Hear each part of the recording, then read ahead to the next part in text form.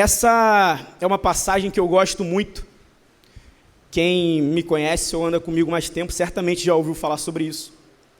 Só que eu quero falar dessa passagem talvez numa outra ótica ou numa outra perspectiva. Se a gente parar para ler todo o contexto, a gente vai perceber que o capítulo 24 de Mateus está falando sobre a volta de Jesus, sobre o fim dos tempos. E é muito interessante que a pergunta que eles fazem, ou a resposta que Jesus dá, é gerada única e exclusivamente por um sentimento eterno.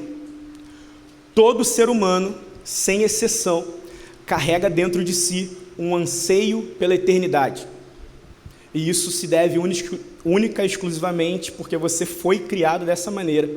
Nós fomos criados com esse sentimento, nós fomos criados com esse anseio. Então é normal que todo ser humano carregue o anseio pela eternidade.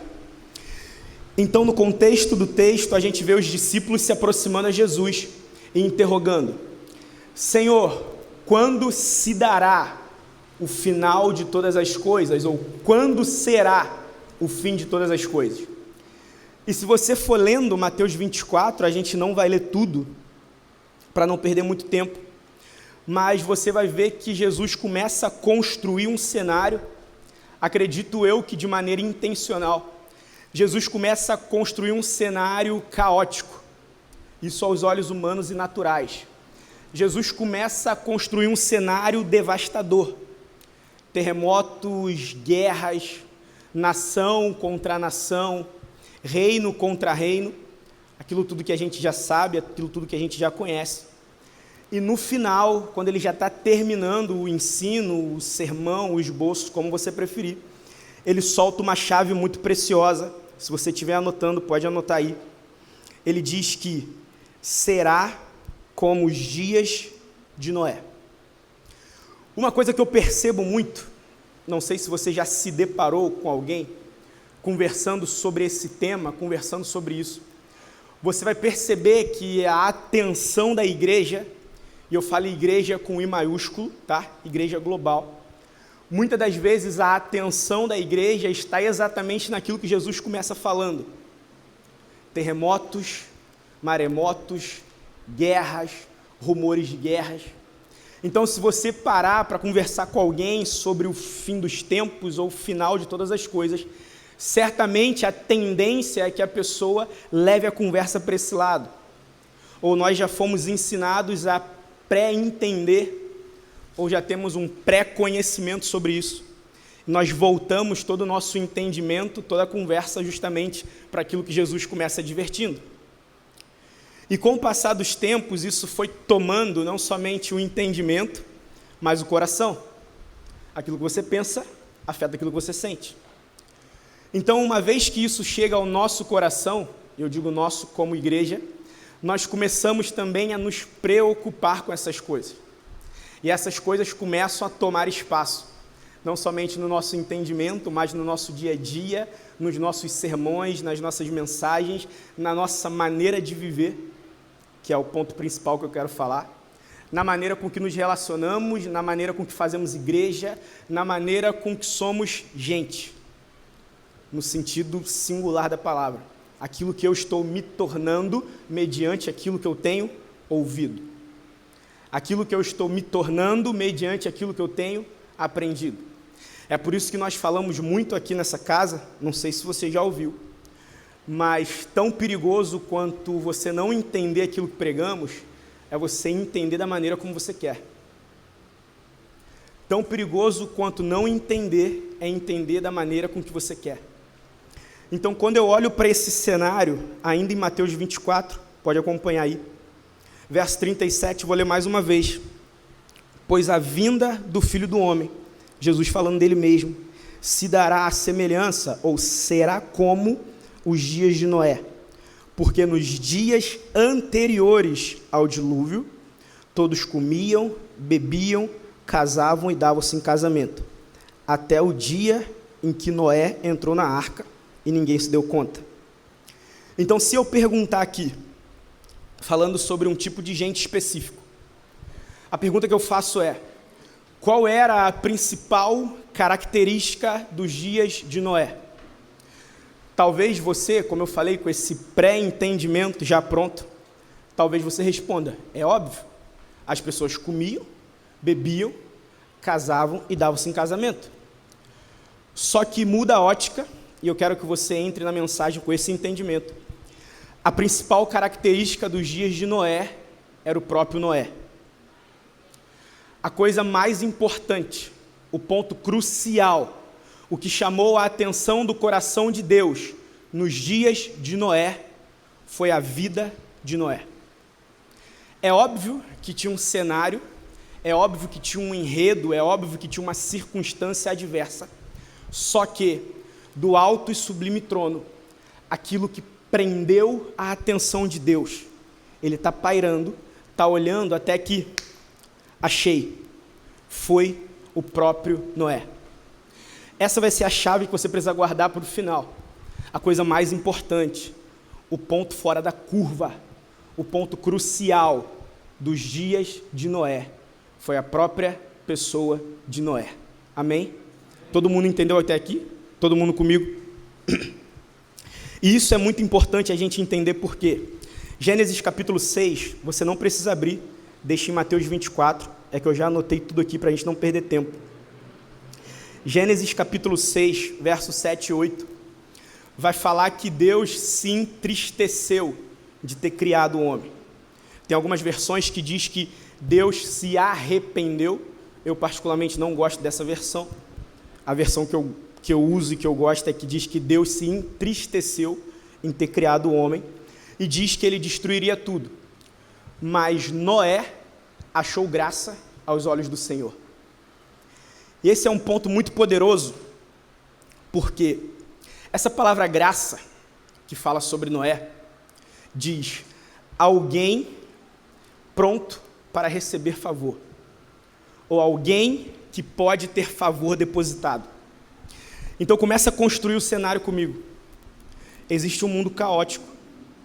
Deus olha e vê Noé, alguém pronto para receber favor, alguém pronto para que o favor de Deus deposite sobre ele. Deus olha e acha graça na vida de Noé. Quando eu li esse texto, não tem como separar, me veio à mente Lucas capítulo 3, talvez você saiba de cabeça, quando vai falar do batismo de Jesus. Isso é muito importante porque Lucas capítulo 3 diz que Jesus está descendo para o rio para se batizar. De repente o céu se abre, uma pomba em forma corpórea, literalmente um pássaro desce, simbolizando o Espírito Santo. E uma voz audível, ou seja, todos que estavam ali ouviram o que foi dito. Uma voz desce dos céus e diz: esse é meu filho amado, quem eu tenho prazer. Ou em algumas traduções, esse é o meu filho amado, no qual eu me agrado. Então, quando eu olho Noé, um homem que no seu tempo, na sua época, com a sua maneira de viver, tinha graça aos olhos do Senhor, eu não consigo separar da pessoa de Jesus, num outro tempo, numa outra época, com a sua maneira de viver, também acha graça aos olhos do Senhor. E essa é uma segunda chave muito importante, porque pessoas que recebem graça, pessoas que recebem favor de Deus, são pessoas com potencial muito grande para mudar a sua geração. Pessoas em que Deus olha e vê: esse é o William em quem eu tenho favor. Esse é o João em quem eu deposito graça. São pessoas com potencial poderoso demais nas mãos do próprio Deus para tocar, ferir e afetar de verdade toda uma geração.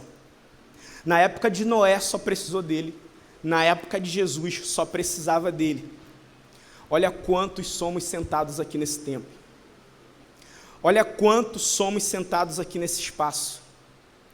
Homens e mulheres que têm mente renovada e coração aquecido pelo Senhor, encontram um lugar de descanso em Deus, um lugar de favor. Não de você receber favor toda hora, mas um lugar em que você é alvo do favor de Deus. Você só precisa estar pronto para aquilo que Deus quer fazer. Então, quando ele olha e ele vê esse tipo de pessoa específica, Sim, são pessoas com potencial para serem usados. Pessoas em que Deus vai olhar onde quer que ele esteja no seu alto sublime trono e falar: eu tenho pessoas em que eu posso depositar favor e graça. Esse era Noé, essa é uma segunda chave. E se você continuar o versículo, fica mais poderoso ainda. No verso 9, eu também deixei anotado aqui. No verso 9, ainda de Gênesis 6, diz assim: Noé era justo e íntegro e andava com Deus. Se você estiver anotando, eu deixei um asterisco aqui que eu anotei o significado. Integridade. Essa palavra que é usada por Noé, o significado é que está completamente de acordo com a verdade. Então já expande nosso entendimento. Noé era íntegro. Nesse contexto, a palavra usada para definir a integridade de Noé significa aquele que está completamente alinhado com a verdade. Então, na pessoa de Noé, e a gente começa a construir uma pessoa específica. Na pessoa de Noé não havia qualquer descuido, não havia qualquer declínio de caráter na sua essência, natureza e entendimento. Ele era totalmente alinhado com a verdade de Deus. É como se Deus olhasse para Noé e falasse assim: está aí exatamente o tipo de pessoa que eu estou procurando. Está aí exatamente uma reprodução daquilo que Jesus sempre foi. Os homens do Antigo Testamento, todos os homens do Antigo Testamento, foram nada mais, nada menos do que figuras de Jesus, foram alegorias de Jesus, foram alguém ou algo que apontava única e exclusivamente para Jesus. Tudo aquilo que pregamos, cantamos e ensinamos nessa casa é sobre Jesus. Tudo aquilo que nós temos a oferecer para você é sobre Jesus. Todo domingo nós iremos nos reunir aqui para falar sobre Jesus. Toda terça-feira nós entraremos no Zoom, na Escola Metanoia, para falar sobre Jesus. Toda quarta e quinta, os homens e as mulheres se reúnem no seu discipulado, nas suas celas, e irão falar sobre Jesus. Se Jesus não for suficiente para alguém aqui, infelizmente, a gente não tem mais nada para dar. Se a pessoa de Jesus não for totalmente suficiente para você, a gente não tem mais nada para te dar. Então, quando eu olho para Noé, e eu vejo esse cara totalmente íntegro, e diz que ele era justo e íntegro e andava com Deus. Justiça fala daquilo que você faz, integridade fala daquilo que você é. Para você alinhar as duas coisas, aquilo que você é tem que ser revelado naquilo que você faz. Só um parêntese. Deus, ele não fez nada para se definir, mas pelo fato de ser sempre ser, ele pôde fazer tudo. É por isso que a gente costuma dizer que João 1 vem antes de Gênesis 1. Porque em João 1, no princípio, Deus era. Em Gênesis 1, no princípio, Deus faz. O entendimento do ser, homem, pessoa, sacerdote, homem e mulher diante de Deus, esse é o entendimento. Primeiro você é para depois fazer. Ainda olhando para a vida do próprio Jesus, em paralelo com a vida de Noé, eu vejo que em Lucas capítulo 3, nesse mesmo relato do batismo, e eu acho muito interessante a maneira poética como a Bíblia é escrita, diz assim: depois que a voz desce do céu e diz: esse é o meu filho amado, quem tenho prazer, ponto. E então Jesus inicia seu ministério. Jesus tinha dúvida de identidade? É óbvio que não. Jesus tinha alguma dúvida de quem ele era? É óbvio que não. Mas ele fez questão de mostrar publicamente, não só para quem estava ali, mas isso foi relatado, escrito, para que nós possamos ter acesso e entendimento a isso, que ele só iniciou o ministério depois de ouvir do próprio Deus: você é meu filho amado. Agora vai lá e faz, porque tudo que você fizer daqui para frente vai apontar para quem você é. Esse é o entendimento do ser. Noé era íntegro e justo. Aquilo que ele fazia estava totalmente alinhado com aquilo que ele era. E se a gente consegue alinhar nossa pregação, o ensino e nossa música com aquilo que a gente faz, meu amigo, a gente vira São Gonçalo de cabeça para baixo. Se aquilo que temos pregado nessa casa, a nível de comunidade, todo mundo conseguir alinhar a nossa palavra, encarnar, a nossa mensagem se tornar de fato um único homem, essa cidade vira de cabeça para baixo. Pode apostar. Então, quando a gente olha Quando a gente olha e vê a maneira com que esse homem caminhava, vê a maneira com que esse homem andava, você pensa, cara, Noé era o homem perfeito aos olhos de Deus. Noé era o homem perfeito para reproduzir aquilo que Deus queria, para reproduzir aquilo que Deus sempre pensou. Então ele sim é uma chave muito poderosa. Se você for um pouco mais para frente, não precisa abrir, eu já deixei anotado.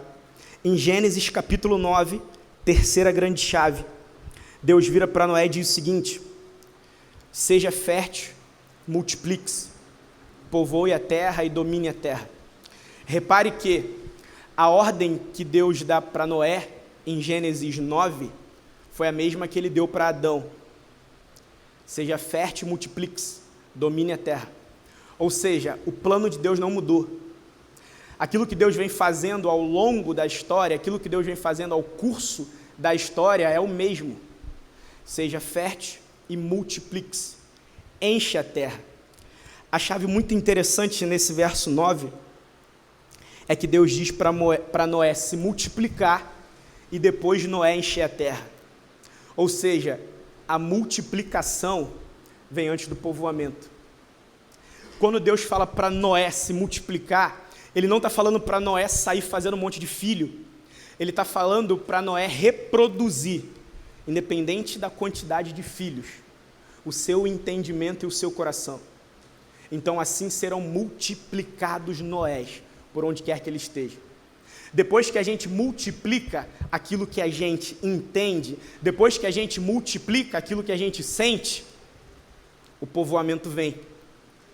A gente não precisa fazer força nenhuma, porque a gente tem entendido e sentido a mesma coisa. Então a consequência é que as pessoas vêm atrás daquilo que estamos fazendo.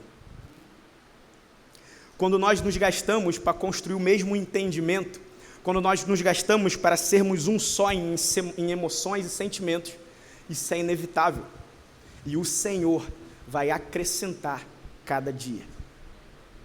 Então, o intuito de Deus a pedir tanto para Adão quanto para Noé, a multiplicação, é que com o entendimento da mesma mente e do mesmo coração, com a repetição daquilo que pregamos, falamos e sentimos, nós consigamos estabelecer uma cultura. E essa é a forma mais poderosa. O pastor Tom fala sempre isso aqui, você já ouviu diversas vezes. A maneira mais eficaz, e isso não é utopia, a maneira mais eficaz da gente mudar a nossa cidade é construindo uma cidade dentro da nossa cidade. Ou seja, dentro da nossa cidade existe uma outra cidade com um tipo de pessoa específico. Pessoas que pensam diferente, pessoas que sentem diferente, e por pensar e sentir diferente, praticam e agem de maneira diferente. Então é um conflito habitacional. Consegue entender? Então, espiritualmente falando, é um conflito habitacional. Nós estamos edificando um novo tipo de gente, em meio a um monte de gente que a gente já convive, em meio a um monte de gente que a gente já tem acesso. E mais uma vez eu reitero a terceira chave. É por isso que nós temos gastado a nossa vida para construir o mesmo entendimento com o mesmo sentimento. Uma vez que a gente estabelece de maneira igual aquilo que pensamos e sentimos, as pessoas vêm atrás para saber o que estamos pregando. Então Deus olha para Noé, Ele dá essa ordem: seja fértil e multiplique-se.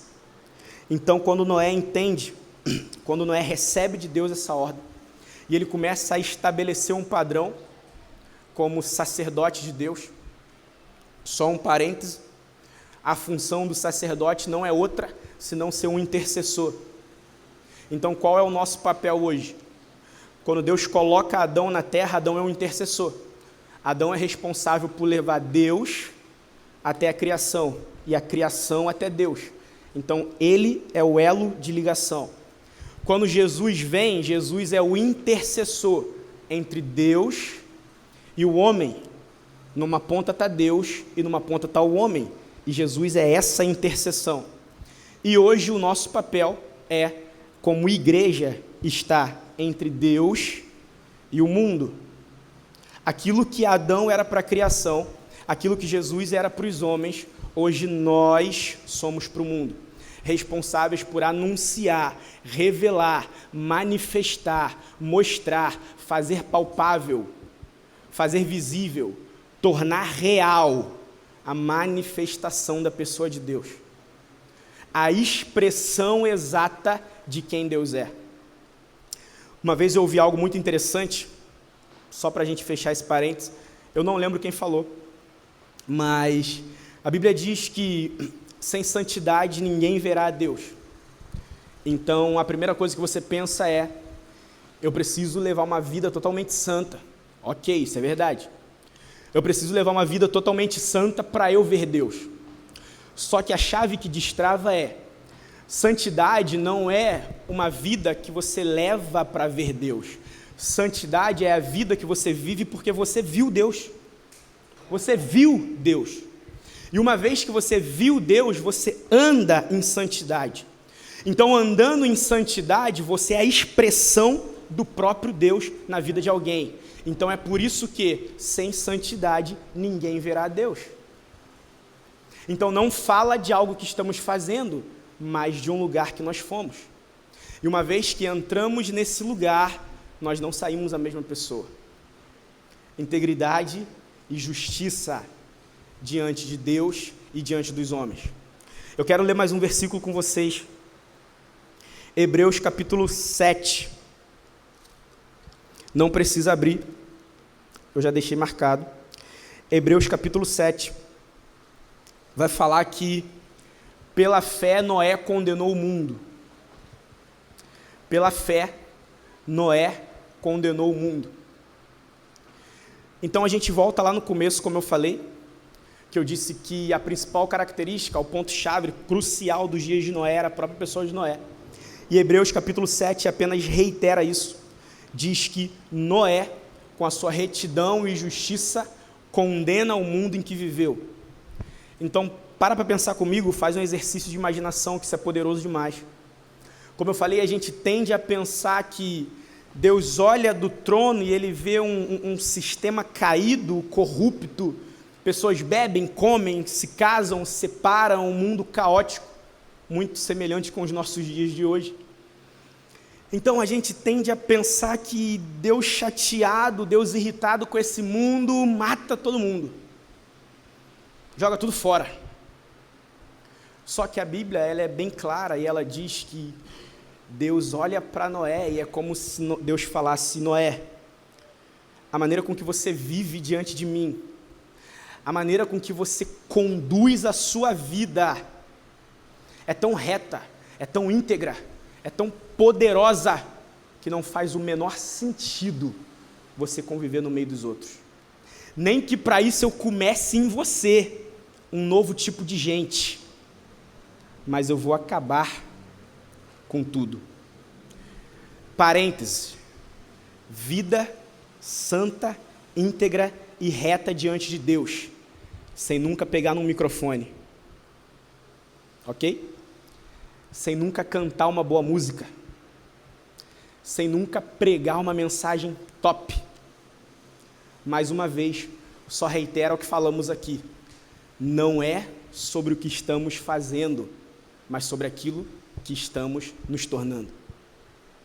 Deus olha para Noé, cara, o cara que nunca pregou uma mensagem, Deus fala: pelo amor de mim mesmo, pelo amor de mim mesmo, olha a vida desse cara, olha o quanto que esse cara se parece com Jesus e automaticamente se parece comigo. Noé, meu filho, eu olho para você e eu acho graça, favor. Eu fico triste com o curso que o mundo está andando, é óbvio. Só você ali na esquina, você vai se entristecer também. Só que mesmo assim, em meio ao caos, em meio a esse cenário caótico, é possível ver Deus. É possível encontrar Deus, é possível achar Deus em meio ao caos. Homens e mulheres semelhantes a Noé abrem mão de reputação, abrem mão de status, abrem mão de reconhecimento, abrem mão de ficar bem perante a vizinhança, Porque talvez a gente lendo assim a olho nu, lendo só por ler, mas eu digo que toda vez que você lê algo na Bíblia, fecha seus olhos em espírito, tenta se colocar lá. O pastor Tom, ministrando a ceia semana passada, ele falou, né? Eu tô lá na mesa. Então, cara, tenta ir para lá, para onde Noé estava. Então, contrário a tudo que o mundo pensava, o cara começa a pregar uma mensagem totalmente contrária ao sistema, nunca antes ouvida. Para você, só a nível de curiosidade, nunca tinha chovido. E o cara começa a pregar que vai cair um dilúvio, as comportas do céu vão se abrir, vai chover, e esse cara é louco. E ele passa anos e anos construindo uma arca. Você imagina Noé lá pregando preguinho por preguinho, os vizinhos passam, ô maluco, desce daí. Onde é que está a reputação desse cara? Como é que esse cara faz para ir no shopping depois? Como é que esse cara vai chegar numa festa de família? O louco, o maluco, o alucinado. Um homem que ouviu uma voz, e aquilo que ele ouviu foi poderoso o suficiente para mudar o curso da sua vida. Noé recebeu um direcionamento de Deus e ele nunca mais foi o mesmo. Aquilo passou a ser a coisa mais importante da sua vida. E valia sim ser taxado de louco, valia sim perder reputação, valia sim abrir mão de status, porque ele literalmente estava construindo algo muito grande para o Senhor. Ele literalmente estava empenhado em construir algo muito grande para o Senhor. E eu sempre falo isso, isso mexe muito comigo, porque no dia do meu casamento, eu e Larissa, meu pai, pastor Edinaldo, ele fez o meu casamento, ele falou assim, casamento é semelhante à arca de Noé. E eu falei assim, caramba, será que eu sou um animal? E meu pai falou assim, todo o seu tempo, recurso, dinheiro, força, intelecto, sabedoria, tudo que você e Larissa têm, invistam no casamento. Porque foi isso que Noé fez com a arca. Tudo aquilo que ele era, sabia, sentia, todo o seu dinheiro, todo o seu tempo, tudo, os filhos pegando madeira para ajudar, tudo que você imaginar, Noé investiu na arca. Sabe por quê? Porque ele sabia que não tinha como a arca afundar. Ele sabia que não tinha como a arca dar errada. Por quê? Porque ele foi chamado por Deus para fazer uma grande obra. E esse homem foi chamado por Deus porque ele era um homem específico. Vivia de uma maneira específica e manifestava Jesus de uma maneira específica. Deus olha do céu e está assim, ó, São Gonçalo, Noé, onde tem? Se achar, prende o coração. Se prender o coração de Deus, meu amigo, aí já era. Homens e mulheres empenhados em revelar o caráter, a essência, a vida de Jesus. E eu costumo dizer que, se você está disposto a manifestar Jesus, exaltar Jesus, engrandecer o nome de Jesus, fique tranquilo, porque Deus faz questão de participar de tudo aquilo que envolve o nome do seu filho.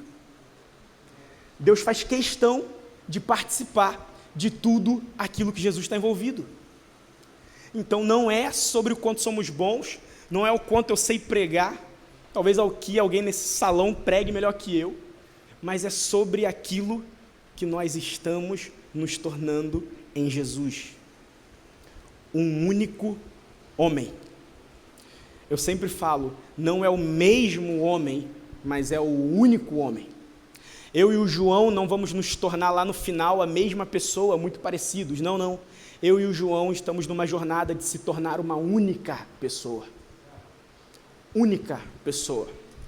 E essa pessoa nada mais é do que alguém íntegro, reto e justo diante de Deus. E eu tenho mais um texto aqui para ler. Para você que está anotando, mais um parênteses. Hebreus capítulo 7, você pode deixar aí anotado o asterisco. Se quiser também pode ler depois Hebreus capítulo 11, que vai falar sobre os heróis da fé, que consegue fazer esse paralelo, falando sobre o sacerdócio, sobre o homem perfeito, Hebreus capítulo 7, e Hebreus capítulo 11, falando sobre os heróis da fé. lê o 7, do 7 já pula para o 11, você vai fazer um exercício de entendimento bem legal. Algo muito interessante, como eu falei, que tudo aqui aponta para Jesus, no final tudo revela Jesus. O que me deixa mais animado com aquilo que Deus está fazendo, com aquilo que Deus fez, com aquilo que Deus vai fazer, é que se você olhar para Noé, acompanha comigo, a gente vê um homem íntegro e justo diante de Deus, ok. Então, quando Deus olha e vê o mundo caído, corrompido, o que ele faz? Ele separa Noé. O dilúvio vem, leva todo mundo, e em Noé começa tudo de novo. Por mais íntegro e justo que Noé fosse, por mais íntegro e justo e reto e a graça de Deus sobre ele que Noé fosse, a sua integridade, justiça e retidão eram suficientes para ele mesmo. Eram suficientes sobre ele mesmo. É por isso que Deus pede para multiplicar. É como se Deus estivesse falando: Noé, você já chegou no patamar que eu quero, você é exatamente a reprodução do tipo de pessoa que eu procuro, agora reproduza. Porque aquilo que você é, serve para você mesmo, por isso que a nossa corrida é em comunidade. Por isso que aquilo que eu tenho, eu coloco para o outro, e aquilo que o outro tem, ele coloca em mim. Para que a gente possa se tornar junto, para que a gente possa se equipar junto. Só que na pessoa de Jesus, aquilo que Jesus é, íntegro e reto e gracioso diante de Deus, é poderoso o suficiente para alcançar a mim e a você. Porque em Noé, Deus tira e leva todo mundo. Em Jesus, ele faz o caminho inverso. Jesus sendo o unigênito, Deus o eleva ao patamar de primogênito. Agora Deus está preocupado em construir uma família de muitas pessoas semelhantes a Jesus. Então a integridade e justiça que o Jesus tinha, que ele carregava, era suficiente para cobrir aquilo que nós somos. É por isso que Romanos capítulo 8 vai falar que ele chamou e separou muitos filhos para serem semelhantes a Jesus, totalmente íntegros e retos diante dele. É por isso que Efésios capítulo 4 fala que a obra da igreja não é outra. A igreja envia missionários? Sim, amém. A igreja ajuda os necessitados? Sim, amém. A igreja atende as viúvas, os órfãos? Sim, temos que fazer isso. Mas a primazia daquilo que estamos fazendo como corpo está em Efésios capítulo 4. A edificação coletiva, a edificação mútua, até que todos, sem exceção, até que todos alcancemos a unidade da fé, do pleno conhecimento do Filho de Deus, e nos tornemos a estatura de varão perfeito. Ou seja, homens e mulheres totalmente parecidos com Jesus. Homens e mulheres plenamente parecidos com Jesus, na maneira de falar, pensar, se relacionar. E eu falei lá na outra igreja de manhã, principalmente na maneira de reagir, de exercer as nossas reações. Uma vez eu ouvi algo muito interessante. Alguém disse que agir como Jesus é muito simples.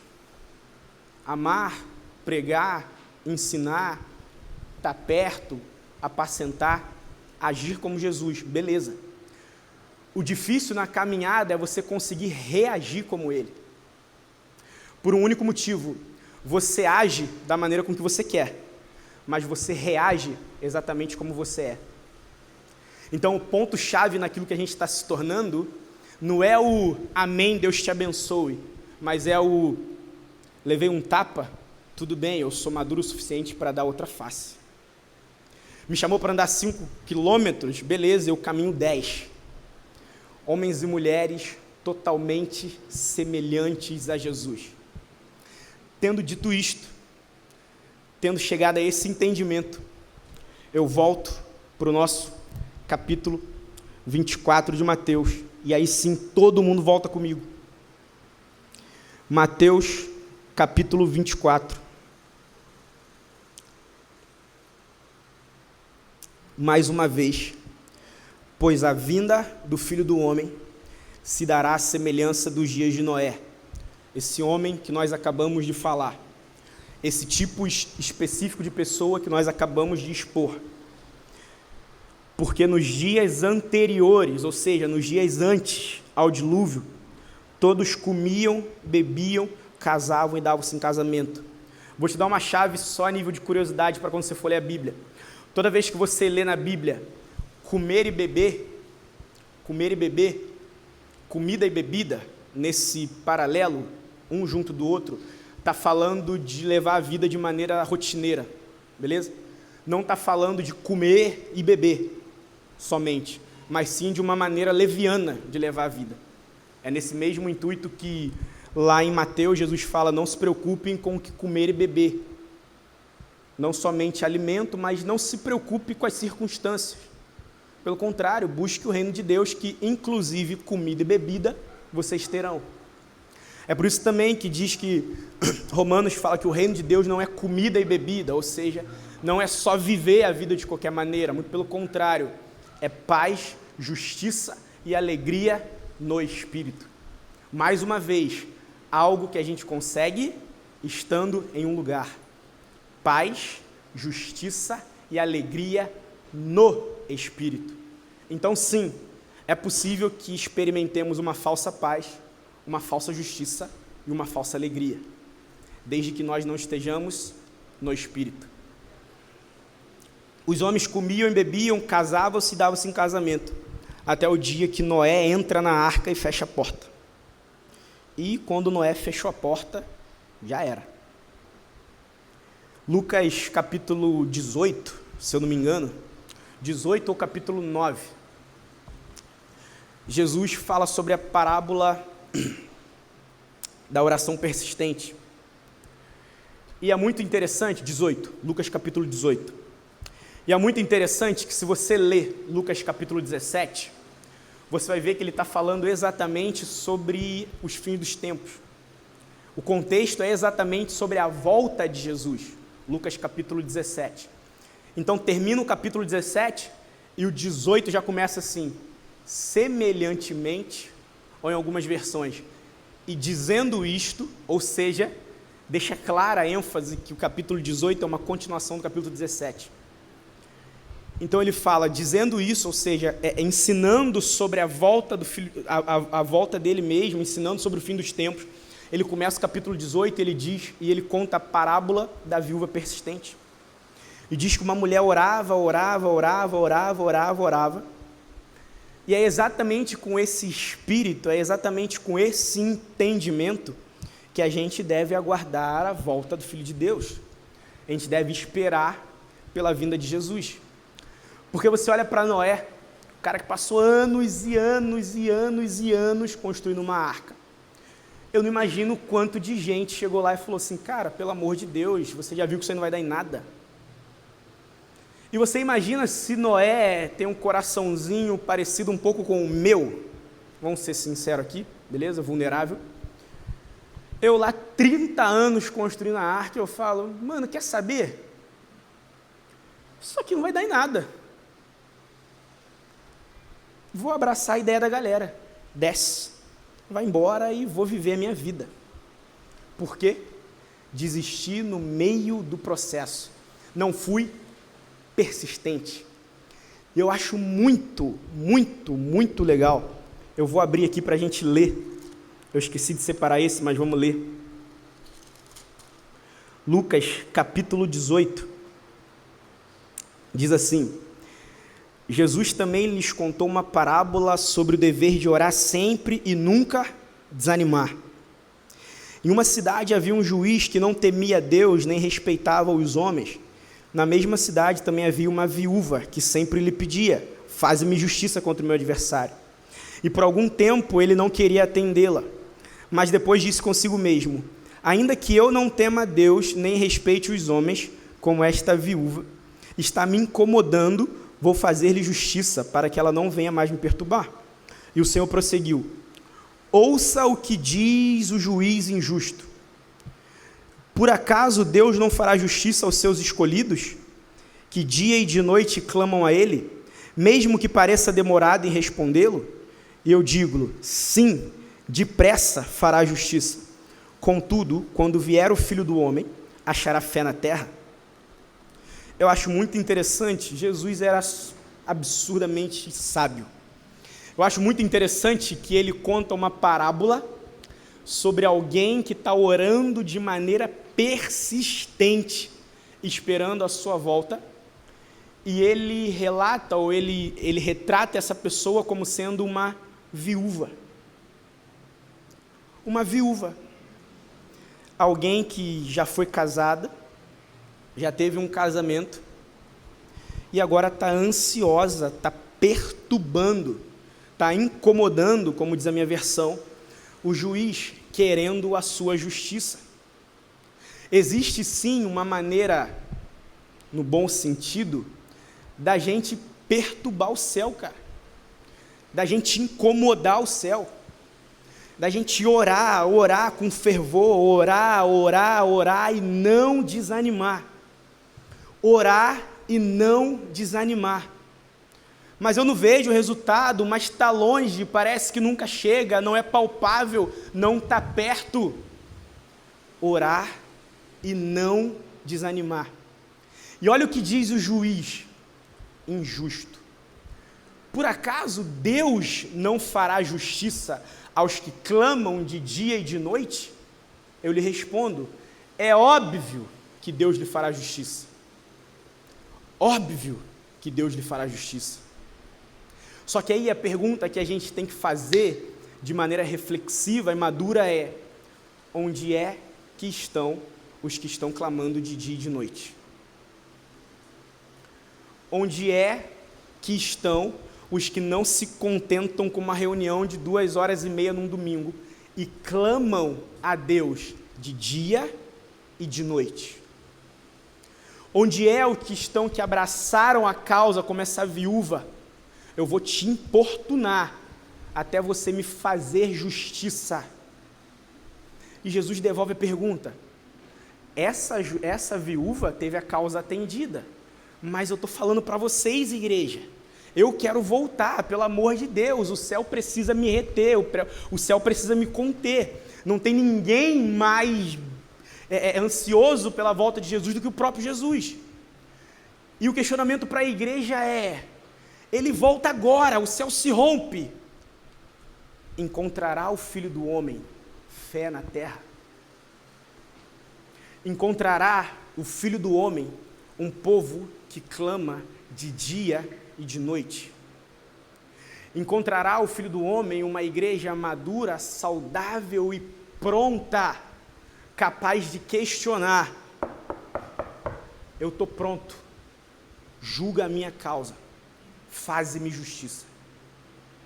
Eu estou pronto, se Deus olhar do céu agora, Ele vai me ver aqui, íntegro, reto, sem nenhum desvio de caráter e conduta, diante dos homens e diante dele mesmo. Eu estou aqui, nesse lugar, eu estou pronto, eu estou pronto. Se a gente estiver nessa posição, se a gente estiver com esse coração, o clamor não deve ser outro: Deus, faça-nos justiça. Deus pode mandar Jesus, que quando ele chegar, ele vai ver uma cidade pegando fogo. Quando ele voltar, ele vai ver uma igreja que clama de dia e de noite, sem esmorecer, sem desanimar, de manhã, de tarde, fervorosos, com o coração, mente e alma queimando, com um único intuito: apressar a volta do Filho do Homem. E eu quero terminar, partindo para o final, dizendo que, pegando todas essas chaves, e eu confesso de verdade que alguém guarde alguma coisa, que isso não se perca ao você descer por aquela escada, a gente precisa inverter o esforço que temos feito como igreja. A gente precisa inverter a luta que temos feito como igreja. Terremoto, maremoto, rumores de guerra, Estados Unidos contra a China, Covid, tudo bem, essas coisas irão acontecer, parênteses, são só o início das dores. Porém, aquele que perseverar até o fim. Não aquele que conseguir correr rápido. Mano, tá dando tudo errado, vamos sair fora. Não. Aquele que perseverar até o fim. Esses são os homens e mulheres que Deus tem levantado nesse tempo. E eu quero terminar com uma chave. Uma vez eu estava conversando com um rapaz, e eu não vou falar quem é, porque se eu falar, a esposa desse cara vai me matar. Mas eu conversando com um cara, e ele disse assim: mano, eu estou pensando em algo aqui. Aquele dia você falou lá na escola, você ministrou que os últimos dias serão como os dias de Noé e tudo mais e tal. Eu falei, sim. Cara, então já que para terem os dias de Noé precisa de um Noé, o nome do meu filho vai ser Noé. Eu falei, caramba, peraí, pô. O cara levou a palavra lá pro ápice. Vou fazer o seguinte, eu vou bancar. O nome do moleque vai ser Noé. Noé, tu vai preparar a sua geração para Jesus voltar. Eu falei, cara, que coração enorme, mas você vai arrumar um problema muito grande com sua esposa, eu tenho certeza disso. Brincadeiras à parte, é sobre esse entendimento que a gente está tentando construir. É de fato começar a tornar palpável, visível aquilo que a gente tanto prega. É externar aquilo que a gente tanto ensina. Qual foi a máxima da manifestação de Jesus? No princípio era o verbo, era uma ação. Jesus é o verbo de Deus. Só que chegou um ponto da história em que o verbo se fez carne, se materializou, se tornou palpável, se tornou real, se tornou alguém. E o verbo se fez carne e habitou entre nós. Muito mais importante do que ter uma boa mensagem é estar disposto a se vestir da mensagem que você está pregando. E mais uma vez eu falo, não é sobre pegar um microfone na mão, isso é segundo plano, é sobre o tipo de pessoa que você está disposto a se tornar. Eu sempre falo que Deus ele não se importa com a causa que você ora, Deus se importa com o quanto que o seu coração está na causa que você ora. Porque se a gente levantar um clamor aqui na igreja, toda segunda-feira, pela restauração das famílias, e a gente vem, ora e chora, e você tem uma amante, você não está nem um pouco interessado na restauração das famílias. Se a gente ora pelo fim da corrupção, meu Deus, o Brasil vai quebrar, e a gente negocia um princípio ou um valor no nosso trabalho, por menor que seja, desculpe, mas você não está nem um pouco interessado no fim da corrupção. Não é, nunca foi e nunca será sobre aquilo que pregamos, ensinamos e cantamos, mas sempre será sobre o quanto que o nosso coração está naquilo que a gente prega, canta e ensina. Homens e mulheres que vão abalar o mundo, não por aquilo que estão fazendo, força do braço, mas por aquilo que são, mente renovada, coração aquecido e espírito pronto. Homens e mulheres que vão prender a atenção do coração de Deus pela simples, entre aspas, porém profunda maneira de viver. Homens e mulheres que ao chegarem num ambiente muda todo o cenário. Eu gosto desse tipo de poder que Jesus tem, e eu termino aqui para a gente orar. Quando a mulher adúltera está ajoelhada, todo mundo vem para apedrejá-la. E o pessoal podia apedrejá-la, tá? Naquela época isso era legal perante a lei. Apedrejar até a mulher morrer. Podia. Então Jesus vem e eu percebo que Jesus ele não muda a lei. Ele não faz questão de mexer na lei. Ele diz apenas o seguinte: aquele que não tiver pecado, vá lá, pode matar. Jesus está falando, aquele que não tem pecado, pode apedrejar essa mulher até ela morrer. Só que o maravilhoso nisso aqui é que, embora isso fosse legalmente permitido, a partir do momento que Jesus fala alguma coisa, a partir do momento que Jesus professa alguma coisa, aquele que não tem pecado, é o que Jesus fala que direciona o ambiente. Então a lei é sobreposta não porque Jesus apontou o dedo na cara dela, mas por aquilo que Jesus falou. Então se Jesus falou que quem não tem pecado atira, todo mundo começa a soltar pedra, porque a partir de agora, aquilo que Jesus fala rege o ambiente que ele está. E esse poder é acessível para a igreja hoje. Aonde a gente chega, coração e mente no lugar correto, aquilo que a gente prega tem poder para reger o ambiente que a gente está. Homens e mulheres íntegros, retos e justos diante de Deus. Esse é o tipo de pessoa que Deus ainda está procurando, desde os dias de Noé. Fique de pé, eu quero orar por você.